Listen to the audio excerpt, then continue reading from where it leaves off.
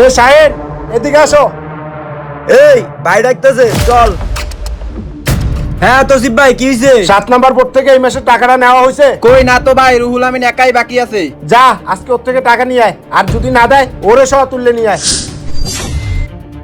এই বেটা, এই টাকা দিস না কি লাগিয়া? সব বোর্ডাররা টাকা দিছে, তুই টাকা দিস না কি লাগে? এই মাসের ভাই কইছে টাকা দিতে, চালু করে টাকা দে। ভাই এই মাস পুরাটাই তো বোর্ড চরে বাজে রয়েছে, এর লোকে টাকাটা দিতে পারি না। টাকাটা কেমনে দিব ভাই? এই বেটা, এই তুই লাজের এখানে শুনতাছি নাই? ভাই পাঠাইছে টাকা নিতে, টাকা নিয়ে যামু। তুই কই থেকে টাকা দিবি ওটা জানি না, টাকা দে। ভাই পুরো মাসটাই তো নৌকাটা চরে বাজে রয়েছে। এত কথা শোনার টাইম নাই। ভাই কইছে টাকা দিতে, নাইলে তোর লই দিতে কইছে। এই চল, তোরে ভাই কাছে লই যামু, চল।